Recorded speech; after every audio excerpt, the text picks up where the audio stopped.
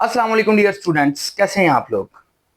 जी, हमने chapter number 4 start किया था। The name is stoichiometry. Stoichiometry का इंट्रोडक्शन, उसकी डेफिनेशन और उसमें बैलेंस केमिकल इक्वेशन, उसमें लॉ क्या रोल है उसका, वो सारी चीजें डिस्कस करनी थी। अब वो सारी चीजें डिस्कस करने के लिए कुछ बेसिक टर्म यूज होती हैं, वो हमने डिस्कस करनी है। और उसके बाद फिर हम वहीं पर चले जाएंगे कि एक बैलेंस केमिकल इक्वेशन में रिएक्टेंट्स और प्रोडक्ट्स का कैसे अंदाजा लगाया जा सकता है। लेकिन वो करने से पहले कुछ बेसिक टर्म्स हैं जिसमें हम chemical formula, molecular formula, formula unit, ये सारी चीजें हम डिस्कस करेंगे। स्टार्ट करते हैं बेटा केमिकल फॉर्मूला से। केमिकल फॉर्मूला को स्टार्ट करने से पहले ना कुछ इंपॉर्टेंट इंफॉर्मेशंस, जैसे कि आपको पता है कि एलिमेंट्स को हम रिप्रेजेंट करते थे एक सिंबल से।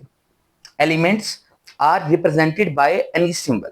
यानी मैं कहता हूं हाइड्रोजन को H से, ऑक्सीजन को O से, कार्बन को C से, इस तरह हम रिप्रेजेंट कर देते थे सिंबल्स को। अब एलिमेंट जो हैं वो सेम टाइप हो सकते हैं, और आगे जो एलिमेंट से मिलकर बनने वाली चीज है वो मॉलिक्यूल्स हैं या कंपाउंड्स हैं। यानी अगर एलिमेंट्स की भी बात करें, ये हमने एटम्स लिख दिए। अगर एलिमेंट इसके लिखें तो हाइड्रोजन H2, ऑक्सीजन O2, और उसके बाद ऑक्सीजन के 3 एटम्स भी मिलकर बना देते हैं मॉलिक्यूल्स को O3। ये हमारे पास सेम टाइप है, इस तरह हम रिप्रेजेंट करते थे। लेकिन जब different kind of elements, different kind of atoms आपस में मिलकर एक मॉलिक्यूल या कंपाउंड बनाते हैं, उसको किस तरह रिप्रेजेंट करना है, उसको रिप्रेजेंट करने के लिए हमें जरूरत पड़ती है केमिकल फॉर्मूला की। अब केमिकल फॉर्मूला की अगर डेफिनेशन देखें, it is a way of expressing. ये बेटा बुक में नहीं लिखी, लिख लीजिएगा कि जब भी इस पर लॉन्ग क्वेश्चन या शॉर्ट क्वेश्चन आए तो आप पहले डेफिनेशन लिखें, उसके बाद एक्सप्लेन करें। It is a way of expressing composition of a molecule. किसी भी मॉलिक्यूल की कंपोजिशन, कंपोजिशन कंपोज किससे हुआ है, कौन कौन से एटम्स हैं इसमें, कौन कौन से एलिमेंट्स हैं इसमें, ऑफ अ मॉलिक्यूल और कंपाउंड। किसी भी मॉलिक्यूल या कंपाउंड, यानी मॉलिक्यूल या फिर कंपाउंड की क्या चीज बेटा, कंपोजिशन देखने की, कंपोजिशन देखने के लिए कि उसमें कौन कौन से एटम्स हैं। यूजिंग सिंबल्स एंड नंबर्स, दो चीजें इस्तेमाल करनी है हमने, एक तो सिंबल करनी है और दूसरी नंबर्स उसके इस्तेमाल करने। यानी सिंबल्स और नंबर्स को यूज करते हुए हमने उसमें मॉलिक्यूल्स और कंपाउंड को रिप्रेजेंट करना है कि ये इसका फॉर्मूला है। अब अगर मैं कहूं H2O, वाटर, इसमें भी दो चीजें इन्वॉल्व हैं, सिंबल्स यानी इसमें हाइड्रोजन और ऑक्सीजन है। H2O, 2 नंबर हमने इस्तेमाल किए, मतलब एक मॉलिक्यूल के अंदर 2 हाइड्रोजन एटम है और एक ऑक्सीजन एटम है, तो तब जाकर ये एक मॉलिक्यूल कंप्लीट होता है और ये इसका केमिकल फॉर्मूला है। तो इस तरह हम रिप्रेजेंट करते हैं किसी भी केमिकल फॉर्मूला को। मैं दूसरा मॉलिक्यूल लिखता हूं H2SO4, सल्फ्यूरिक एसिड। ये केमिकल फॉर्मूला है किसका, सल्फ्यूरिक एसिड का। और इसकी क्या चीजें एक्सप्लेन कर रहा है, कॉम्पोजिशन एक्सप्लेन कर रहा है कि कौन कौन से एटम है, हाइड्रोजन, सल्फर, ऑक्सीजन। और उसके अलावा ये नंबर्स भी एक्सप्लेन कर रहा है, इसमें 2 हाइड्रोजन, 1 सल्फर और 4 ऑक्सीजन मौजूद है। तो इस तरह हमने केमिकल फॉर्मूला एक्सप्लेन करना है। बाकी ये कि केमिकल फॉर्मूले में क्या क्या चीजें आ जाती हैं, आगे एक्सप्लेनेशन क्या दी हुई है। तो इसमें अगर टॉपिक में देखें तो फर्स्ट पैराग्राफ में यही बताया कि एलिमेंट्स को हम सिंबल से रिप्रेजेंट करते हैं, और उसके अलावा जो एटम्स हैं उनकी सिंबल्स, और जो मल्टीपल एटम्स मिलकर, सेम काइंड ऑफ एटम्स मिलकर एलिमेंट्स बनाते हैं, तो उसमें भी हम रिप्रेजेंट करने के लिए सिंबल्स का सहारा लेते हैं। सेकेंड पैराग्राफ में थोड़ी एक्सप्लेनेशन दी हुई है, उसको हम करते हैं। अब इसके एक्सप्लेनेशन में क्या क्या चीजें आएंगी वो बेटा पढ़ लेते हैं।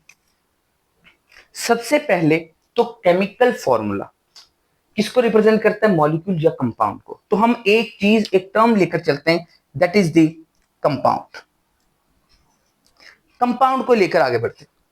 अब कंपाउंड ना हमने मेजरली उसकी दो टाइप्स देखी, कौन कौन से कंपाउंड होते हैं। एक होते हैं हमारे पास कोवेलेंट कंपाउंड, कोवेलेंट कंपाउंड, और दूसरे आयोनिक कंपाउंड।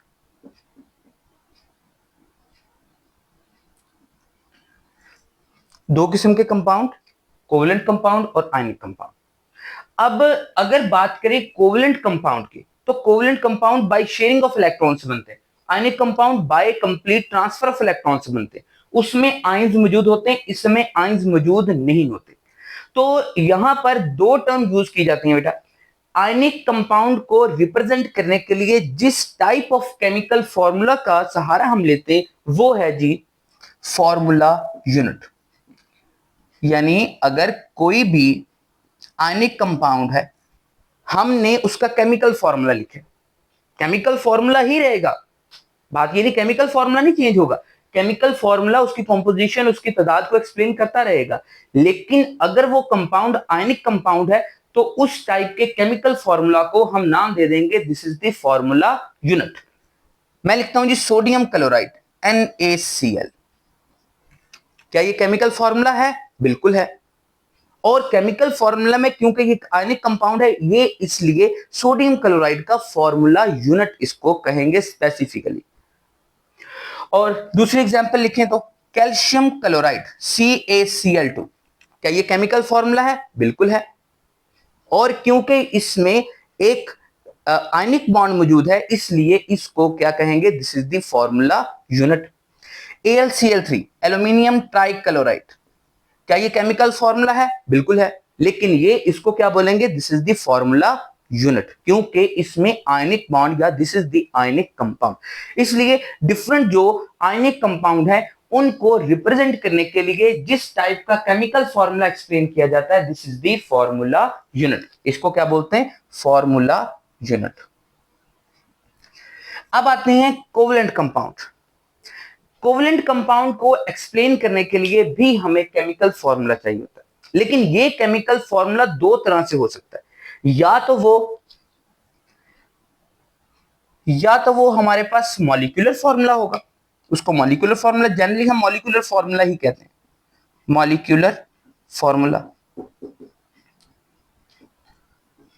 और दूसरी टाइप इसकी है इंपिरिकल फॉर्मूला।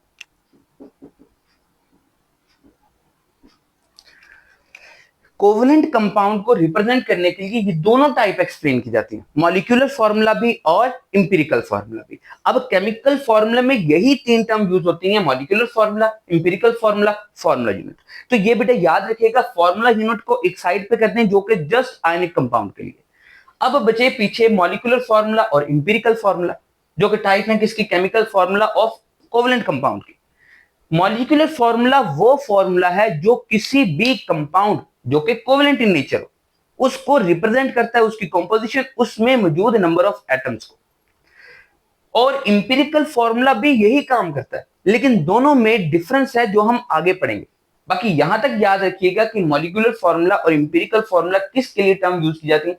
कोवेलेंट कंपाउंड की। कुछ मॉलिक्यूलर फॉर्मूला आपके सामने लिख देता हूं, जैसे कि ये वाटर H2O ये कोवेलेंट कंपाउंड है, तो ये मॉलिक्यूलर फॉर्मूला है उसका।